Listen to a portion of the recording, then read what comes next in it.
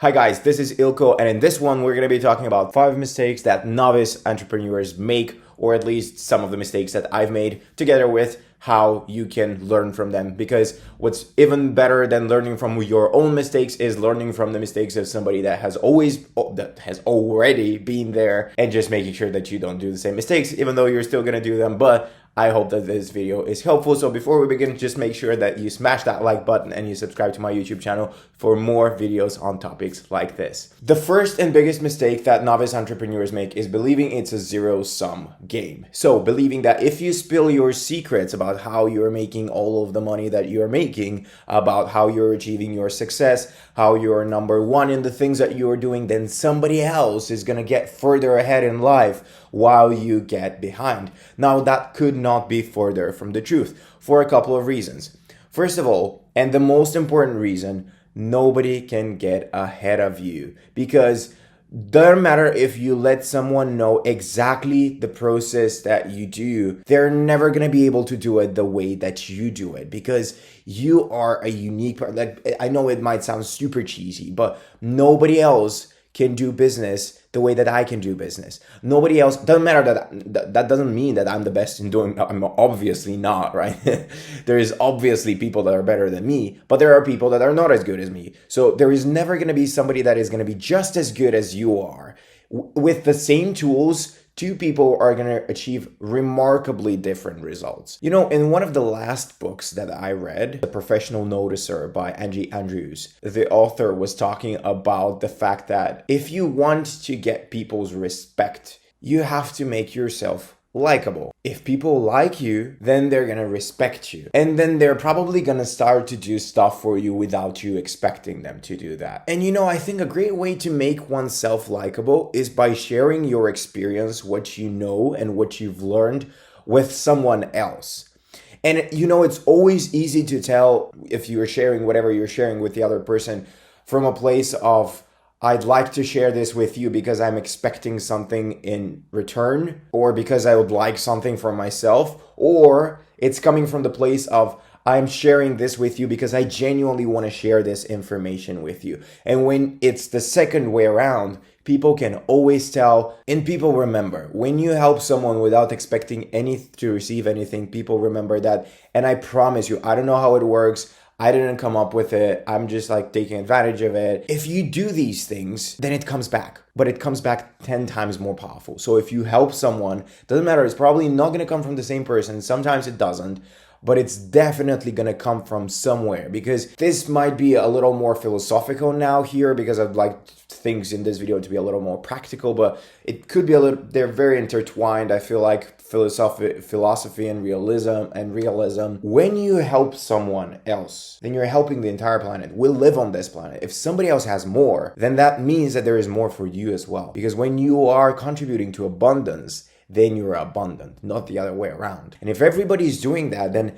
we're not going to end up with less. We're actually going to end up with more. Going off to number 2, analysis paralysis. Now, this is a big one that I've personally struggled with very, very much. And that is actually leading me to something else that is actually at the end of the video, which is not focusing on the income producing activities. So we're going to talk about that at the end of the video. Make sure that you stick around. That's one of my favorite ones. So analysis paralysis is basically trying to get everything perfect. So this is me when I sit down to do service delivery. That's why I'm not the best person to do service delivery. I'm going to spend a necessary amount of time doing stuff for a client that it's not going to produce them results. They're not going to know that I'm the only person that knows about it. And then on the one hand, you're like, yes, of course, you should always be giving 110% of yourself when you're working with clients, you know, making sure that you're doing the best possible job. Of course, like, this is acting with integrity, doing the right things always because you believe that they are the right things, not because you know that it's commonly accepted that those are the right things and because you want to appear to be a good person in the eyes of the other person. That is one thing. But then analysis paralysis is spending way too much time thinking and stressing about something like a little detail that is not going to be of any significance in the big picture. And so a common way that I like to use to overcome this is just making sure that I have very strict deadlines. So this has to be done by this deadline at this, I'm even putting like hours. This has to be done by tomorrow, 3 p.m. Once I know that this is my deadline, then I have to get this thing done. And it's also very, very useful to have an accountability partner so that you're not the only one that holds yourself accountable, because if you are making promises to yourself and you're not keeping them, then that's another big mistake for novice entrepreneurs, but we're not going to talk about that in this video. If you want us to talk about it, make sure that you drop it below, and I'm going to go off to number 3 because this video is going to end up just being obnoxiously long. So number 3, always thinking that you're not enough. I'm not enough. So there is going to come a point where you're making enough money from your business that you're supporting your day-to-day life on a very comfortable level, and you're even making excess amount of money. So that means that you are making more than you can spend, so you can like reinvest them or grow the business or invest them into crypto or gold, or I don't care, whatever. There comes this time. But then still, it's very easy to go on Instagram and think, somebody else has more. Like this entrepreneur that I'm learning from, they have more. So I have to always constantly be striving for more. And that's great. This is what drives us as people to go forward in life, to achieve something greater, to do something better for this planet. This is what kind of helps us evolve as a civilization. But that is one thing. And it's a completely different thing to wake up and to feel like, I'm not doing enough. I am not feeling like I'm succeeding, even though not reminding yourself what I do to overcome this, because difficult times like this come, even when you're going to think once I start making my first 1K online, then I'm going to never feel like that. Once I start to do my first 5K, once I start to do my first 10K, it doesn't work like that. This is an internal process that everybody has to go through. And what really helps me is being grateful for the things that I have. And I know this might sound cheesy and you might be like, oh, Ilko, we've heard this 1,000 times, but a genuine thank you for the fact that you've woken up today. You know how many people didn't wake up today? But you are here watching this video. I'm here recording this video, right? So we are the ones that woke up. And it might be as simple as that, but when you are grateful, when you believe that there is something bigger than you, then you stop comparing yourself as much to others. I think a better way to approach this is to compare yourself to yourself, right? So where were you 1 year ago and where are you now? Which leads me to another thing that we're going to talk about later down in this video, which is overestimating what you can achieve in 1 year and underestimating what you can achieve in 10. But that's something that we're going to talk about in a little bit. So you are enough. If nobody told you so far, you are enough. You deserve to take rest, which is another thing we're going to talk about later in this video. It's okay. Everybody has their own unique path. And the fact that you are 22, 25, 30, 35, and there are 20 years old, 16-year-olds making 10K, 20, 50, doesn't mean that you are lagging behind. Everybody just has a very unique way of going through life. And that's one of the beauties of life, I personally believe. Number 4. Things are never the way they look. This is a very big mistake that novice entrepreneurs make. So assuming that if you see someone online on Instagram with their new Lambo, they can afford that Lambo, right? You never know.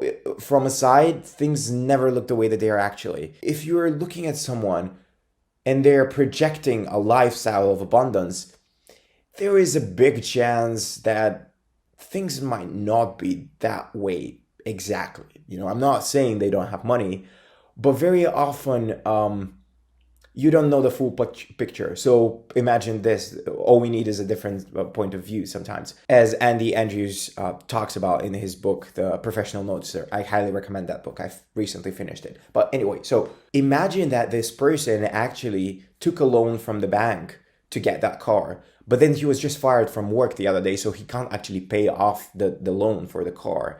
And then he is taking money from his best friend to go on that vacation in Bali. Well, that's not a very financially intelligent decision, right? And so when you know that information, when you look at the situation from that point of view, then you're like, well, that person doesn't really look like they're doing better than me. And whether somebody is doing better than you or not doesn't matter at the end of the day. It matters how you are doing, how you feel. It doesn't matter what everybody else is doing. That doesn't help you.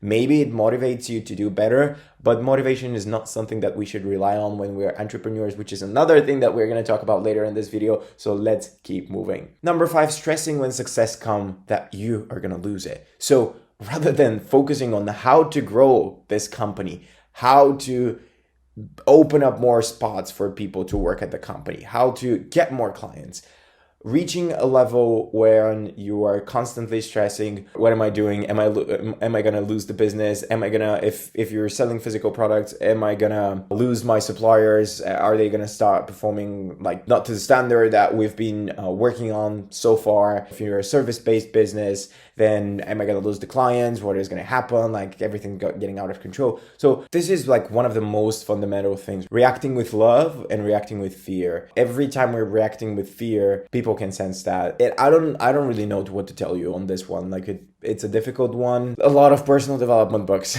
I would say. I don't know. Let's move on to the next one. If you have a solution to this one, please list it down in the comments. And now 2 more that are personal favorites of mine that are bonus from me for you. Number 1 is relying on motivation, not on habits. So when we are novice entrepreneurs, we're like, yeah, we're going to change the world. We're going to be, no, it doesn't have to be like that. It's probably, you're not going to change the world in the first year of you doing business, probably not in the first 3 years of you doing business.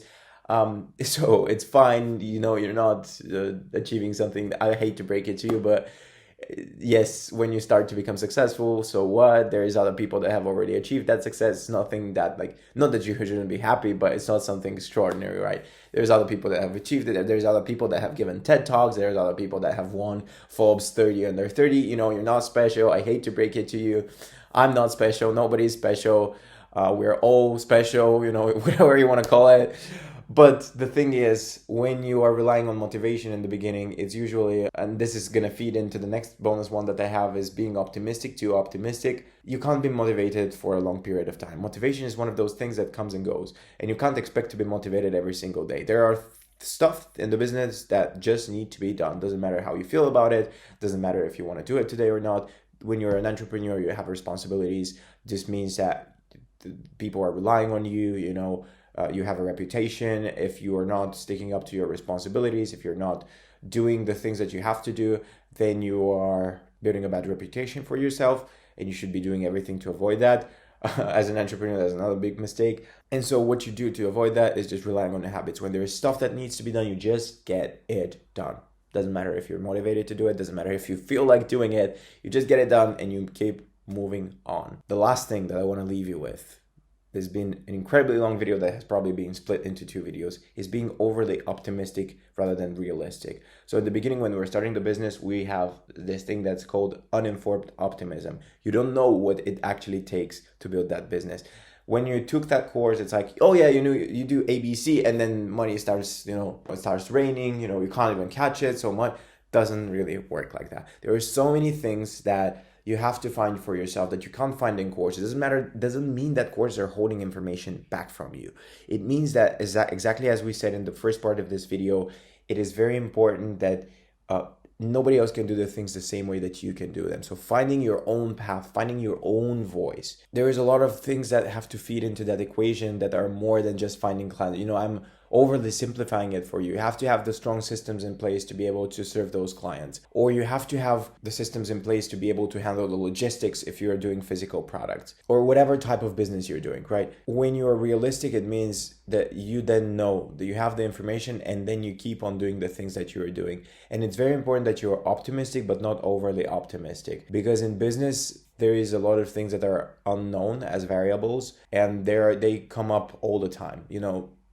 After 2 years into running my business, I thought that I've learned most of the things that are the basics things. No, I'm still learning things to this day. I'm learning from my teammates. I'm learning from my clients. There is stuff for the service delivery that I thought that we've kind of smoothed it out a long time ago. There's still stuff that come up on all the time. So being realistic about the situation that you are in, helps a lot. Please let me know down in the comments which of the 5 things you liked most. Now, we're going to be making a part 2 of this video where we're going to be listing 6 to 10 because this is going to be a too long of a video. So let me know which one was the most helpful to you. Ask me any questions. Definitely make sure to connect with me on Instagram. I'll be happy to answer all of the questions that you have. Send this video to a friend if they need to hear these things, and let me know what are some of the biggest mistakes that you yourself are going through and how are you solving them. And thank you for watching this video. I will catch you in the next video. Bye.